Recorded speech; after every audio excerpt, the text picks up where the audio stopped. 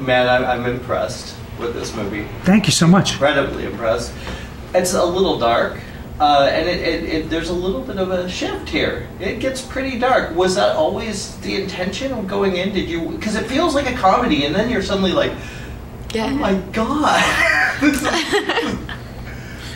Yeah, I came of age. I fell in love with movies during the 70s. Okay. And in the 80s, watching 70s movies. My favorite filmmaker is Hal Ashby. There's movies like The Last Detail and Being There and Harold and Maude. They really walk that line.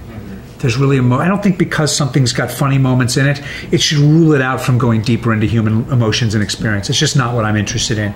And the very opening of the movie is a very dark scene. Yeah. You know, and it's a template that's time-honored in the noir tradition from Sunset Boulevard and a lot of others. And the idea that turned me on about this was the idea of taking something in the kind of showbiz underbelly, kind of the struggling characters, and not having it be a struggling detective, but a struggling agent for child actors seemed like a great mashup. And the idea that this would kind of have film noir elements seemed interesting. The idea that it would start out kind of like funny and pressurized and desperate and then go to a kind of darker place seemed like the story to tell about this obsession with stardom and the mythical transformation of making it.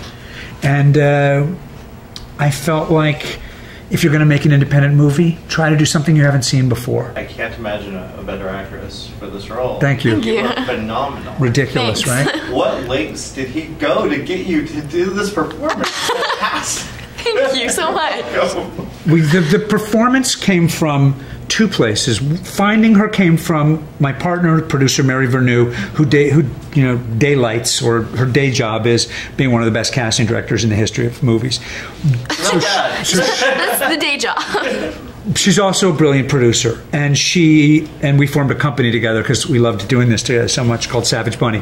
She found Saxon, and she knew before Saxon walked in, this is who you're going to want. And I was like, stop saying that, you're going to jinx it. She walked in, and Saxon has a very rare, not just depth and talent, but a bravery.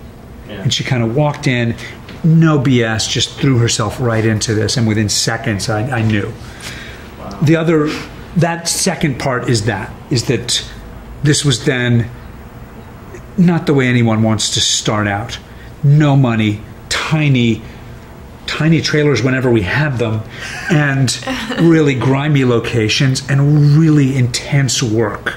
And she kind of threw herself into it completely bravely and openly, and kind of let me into her process and really kind of trying everything. And otherwise the movie wouldn't have worked. So the fact that it works is because of Saxon's bravery and willingness to kind of go all in. Thank you. So thanks, pal. But he was there too. He was in the scene with me, and we would, try new things. Yeah, here's what I was doing most of the scenes. most of the coverage is me going. Nice. No, but he was a director too, so anything that he might possibly need, we got, and it was amazing. Just seeing how he works. It takes a special talent to be able to, direct and write and star. Where in your subconscious did you get this there's some dark stuff here. Where did you get that from? Is it just all in there? Did you? Well, I like doing deeper stuff. I like kind of doing the darker stuff where there's layers and stuff, but I do relate to Lydia with, just getting here and trying to figure out who to trust, really, in this business and with friends, and, kind of trying to figure my way out in Hollywood. But, the darker stuff I don't really relate to. I've got a great family. But we talked about that in some of those scenes because obviously, it's a part of the world that you hadn't felt. You have a great family, you have a great support system. Yeah.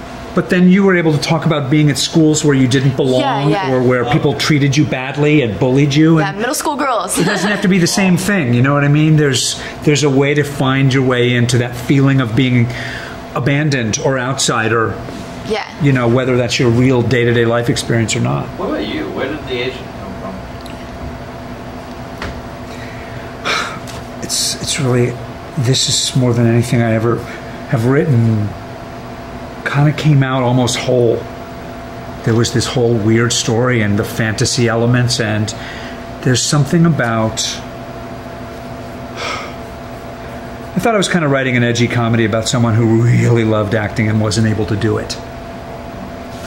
And it started to evolve into this kind of heartbroken lament to kind of feeling like you're never going to be able to be on the inside, to kind of standing outside the fence that I feel like most people feel like all the time, and I felt like for a long time.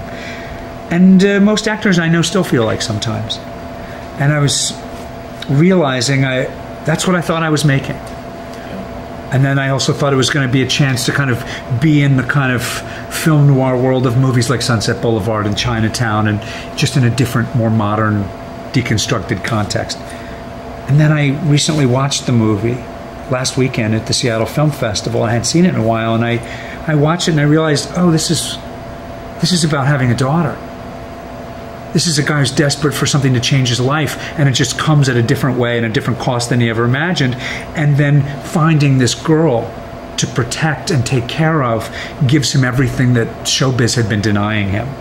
And I realized that it was about how much I'm in love with being a dad. Wow. And that's just my own private thing of it, but that's, you never know why you're creating something. It's like a dream. It takes you 6 months or a year, or in this case, a year and a half to ever analyze and figure out what you were really driven by.